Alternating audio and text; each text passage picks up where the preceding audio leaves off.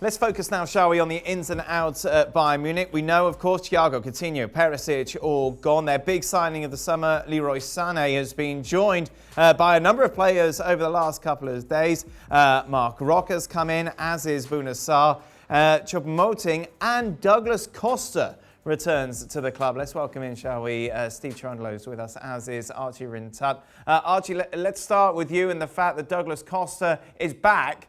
When he left the first time, it wasn't exactly on good terms.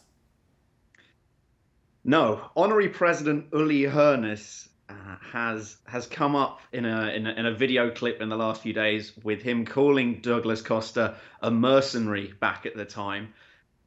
Not too surprising that Uli Hoeness is saying such things. I mean, he said that Jerome Boateng was finished at the club last summer, and look what happened to Jerome Boateng. So it's still a surprise to see him come back, but he certainly brings with him an unbelievable turn of pace. And I think that for Bayern, it was about having numbers in their squad. We've seen that with the performances against Hoffenheim and against Hertha in the Bundesliga in the last week, that they do need strength in depth. And Douglas Costa is not going to be first choice. I wouldn't say he's going to be in the top three either. He'll be competing with Jamal Musiala as well for a spot in the team.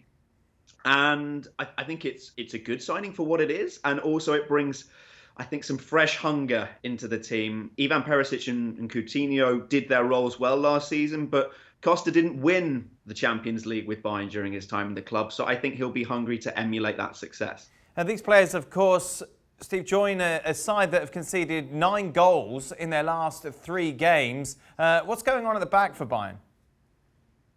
Well, they have added Sarr, who is an experienced right back, who could help Benji Pavard on his side, who has looked a bit fatigued in the past couple of weeks, to be honest with you.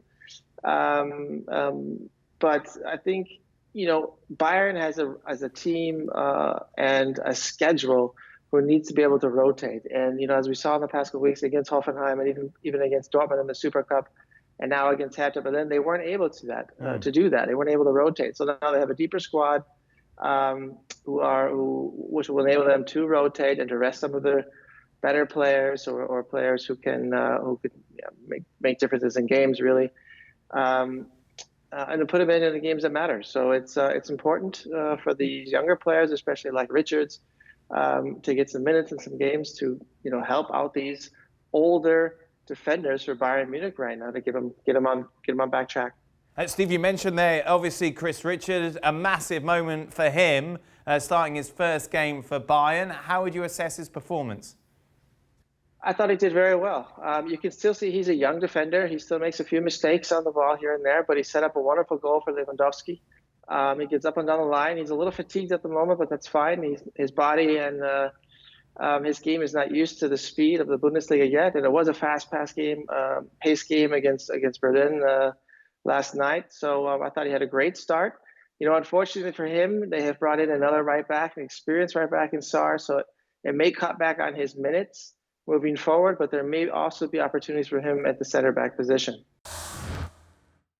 Thanks so much for watching ESPN on YouTube. And for more sports highlights and analysis, be sure to download the ESPN app. And for premium content and live streaming, subscribe to ESPN Plus.